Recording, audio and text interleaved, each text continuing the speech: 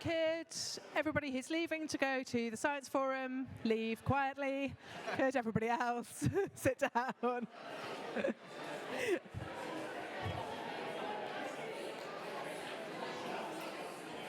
Nobody wants to listen. Thank you very much. Welcome back. Thank you to all of those of you who attended the AGM. And we are now going to move into the first of two clinical sessions this afternoon. So our first clinical session is around optimizing the safe delivery of immunotherapies, so taking what we've learned this morning and putting this into practice. And then our second clinical session after that will be an update on AL amyloidosis. So the first speaker in this session unfortunately couldn't be with us in person, but is going to join us for the panel discussion. But I'd like to introduce Hannah Hunter, who has kindly shared her presentation with us so that we can listen to her virtually. So we will play this, and then I think she's going to join us in the panel discussion at the end. Just to highlight, for these 4 talks, we're going to have questions as a panel at the end of all 4 talks. So over to Hannah.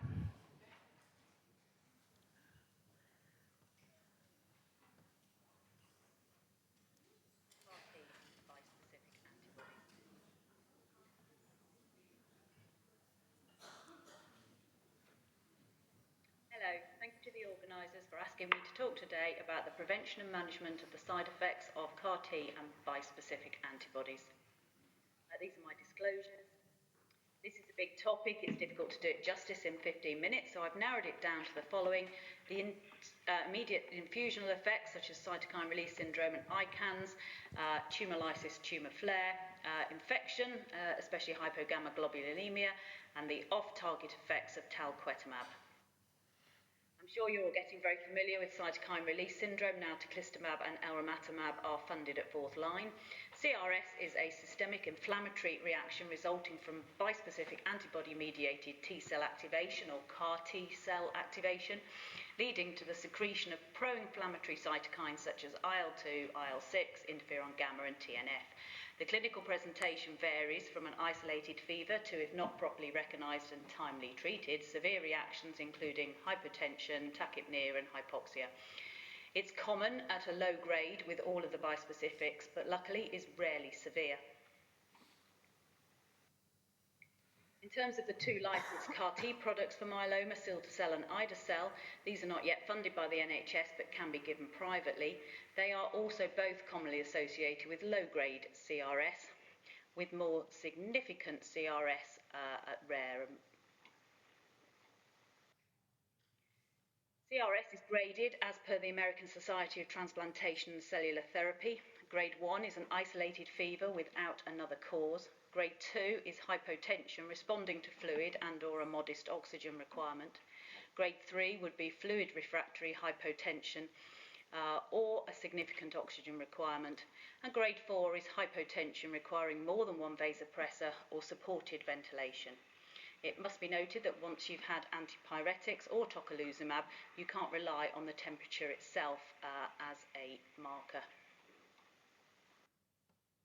In terms of CRS prophylaxis, the first thing to say is not to give the bispecific drug or the CAR-T product if there are any signs of infection, as this can then be confused with CRS, or in fact infection can provoke CRS.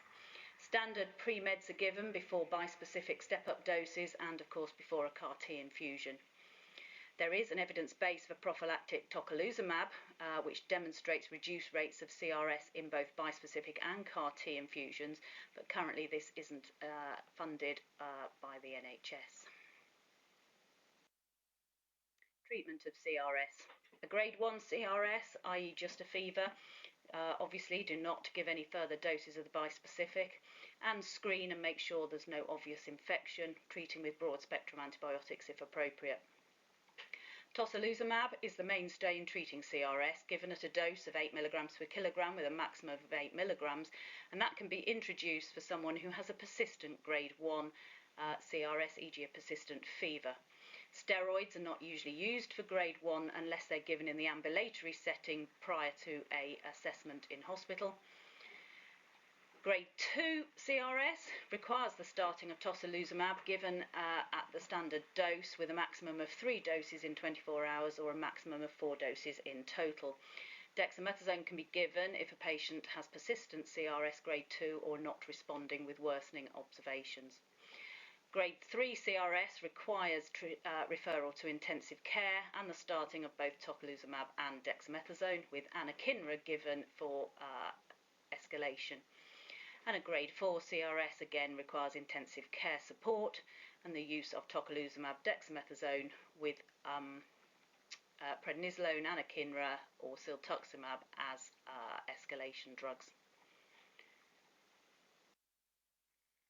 Moving on now to neurotoxicity. Various types of neurotoxicity can be seen with bispecific antibodies and CAR T cells, such as headaches and neuropathy. But ICANS is the thing we worry most about. ICANS, immune cell-associated neurotoxicity syndrome, is triggered by the passive diffusion of cytokines and the trafficking of T cells into the central nervous system with monocyte recruitment and macrophage activation. It often happens concurrently or following CRS, i.e. in the first cycle, just after the step-up doses or within a few days of CAR T administration. It typically consists of varying degrees of diffuse encephalopathy with or without focal signs, intracranial hypertension or seizures. Other neuropathies, e.g. peripheral neuropathies, have been mostly sensory, are seen in bispecifics and CAR T cells and are associated with a previous history of peripheral neuropathy. With talquetamab, you can get an ataxia-type neurotoxicity syndrome, and of course with CAR Ts, there is a late neurotoxicity syndrome seen in myeloma patients with a Parkinsonian-like symptom, cranial nerve palsies and peripheral neuropathy.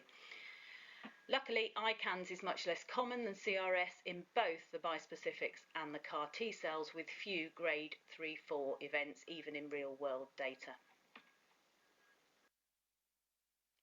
ICANS is graded by the most severe event out of the ICE score, the level of consciousness, seizure activity, motor impairment, or the finding of raised intracranial pressure or edema on imaging. For example, if a patient is having seizures, then they are a grade 3 ICANS, even if their ICE score is perhaps only 6 or 7. This is the ICE score. It should be done twice a day during the step-up dosing and post-CAR T infusion, and more frequently if the score is dropping. In practice, it's the ability to write a sentence that appears to deteriorate first. Management of ICANS. Grade 1 ICANS, which is just a reduced ICE score. Obviously, the bispecific antibody step-up doses are held. It's a bit late to do anything about the CAR T infusion, but Keppra is usually given if it's not already being given as prophylaxis, and you need to consider alternative causes and review or avoid sedating drugs. Grade 2 ICANS is treated with dexamethasone, 10 milligrams every 6 hours. With a CT MRI imaging to rule out other causes and an EEG to look for occult seizure activity. You can consider anakinra if there's no response to dexamethasone or the grade 2 ICANS is progressive. Grade 3 ICANS requires intensive care management, especially if the patient is agitated. Is also treated with steroids with escalation to anakinra. Grade 4 ICANS is again treated in intensive care with steroids or high-dose methylprednisolone with anakinra as an escalation. If a patient gets recurrent grade 3 ICANS on step-up dosing of a bispecific or gets grade 4 ICANS, then the bispecifics must be permanently stopped. I've not got much time to go into tumour lysis syndrome in detail. Suffice to say that TLS is rare in the majority of conventional myeloma regimens, except perhaps in patients with bulky disease or plasma cell leukemia. However, it can be seen more commonly in bispecifics and CAR T cells, and you need to consider the use of prophylactic rasburicase, for instance, in patients, particularly if they have bulky disease. Tumour flare has been reported with bispecifics and is often typified by extreme bone pain as the most common manifestation, or in fact you may also get compressive symptoms if patients have extramedullary disease. It tends to respond to dexamethasone.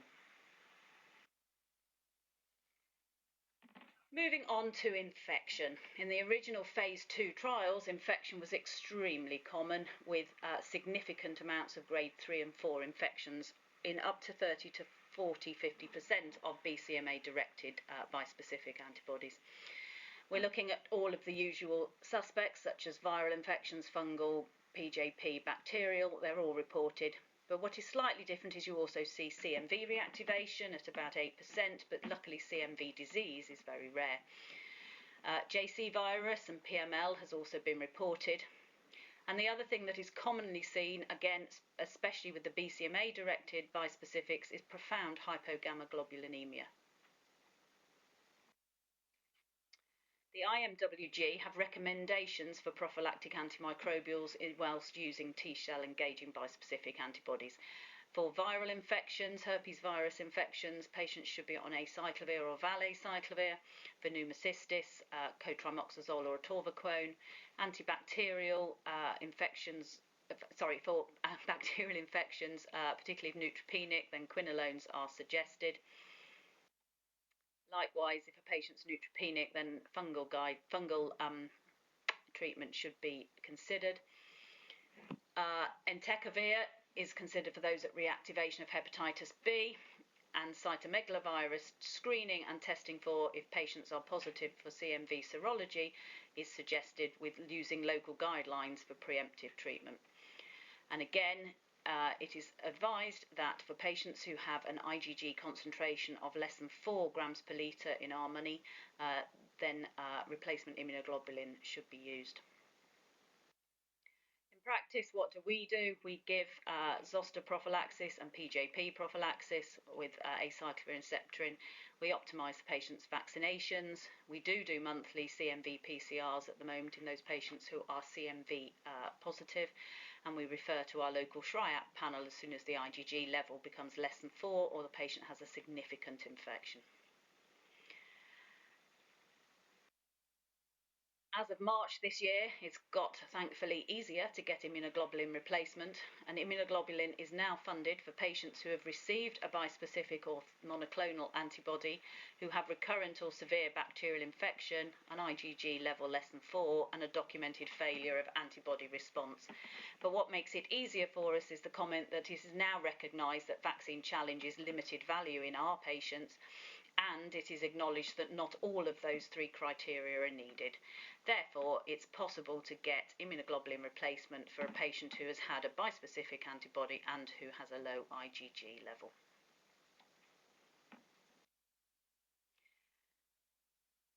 CAR-T cells in myeloma are very similar in terms of infection and hypogammaglobulinemia. There are high infection rates, profound hypogammaglobulinemia, similar prophylaxis schedules are given, and immunoglobulin replacement is also commissioned.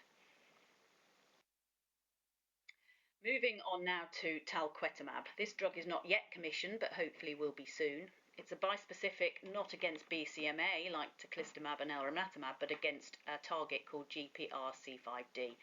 GPRC5D is expressed in hard keratinized tissues, e.g. your nails, and on the epithelial structures of the skin and the tongue and the salivary glands, therefore leading to some unique off-target effects.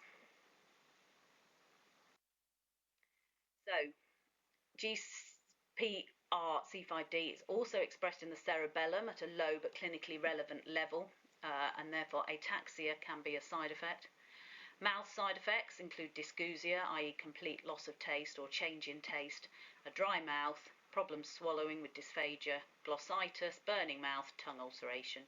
The skin side effects include rashes, itching, exfoliation, dry skin, Palmer-Plantar syndrome.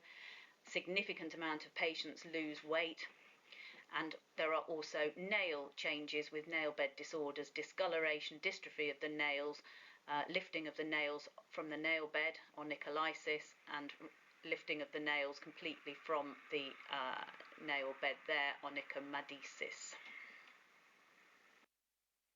These are some pictures kindly donated by a patient of mine showing his hand desquamating, glossitis of his tongue, a maculopapular rash, and skin changes on his feet. And And this is a different patient of mine where you can see that his nails have lifted off the nail bed. Looking at the results from Monumental 1 study, the skin side effects with either rash or non-rash are very common, but luckily do not often result in discontinuation. They are mostly grade 1 or 2 and occur early on. Management is supportive with moisturisers, topical steroids, etc. Nail toxicity is also very common. It starts a little bit later and tends to last longer and doesn't resolve in all patients.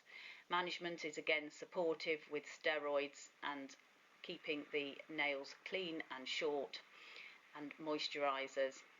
But the predominant way of dealing with both nail and skin changes is with dose delay or reduction.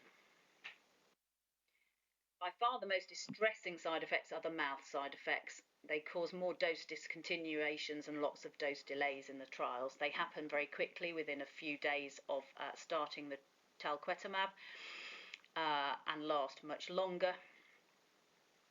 I think in my experience the dysgeusia or the taste changes are the ones that the patients hate the most.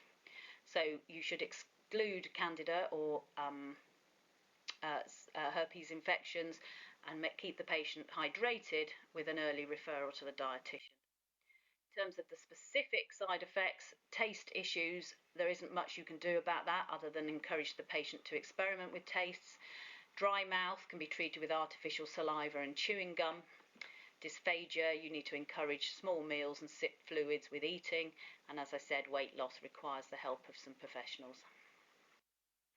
So that was a bit of a whistle-stop tour. Thank you very much for listening, and I'm happy to answer any questions.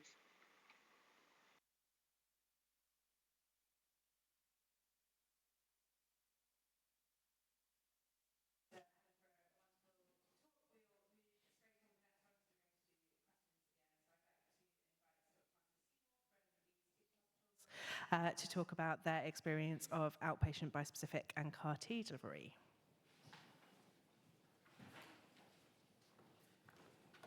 Thank you, Charlotte. So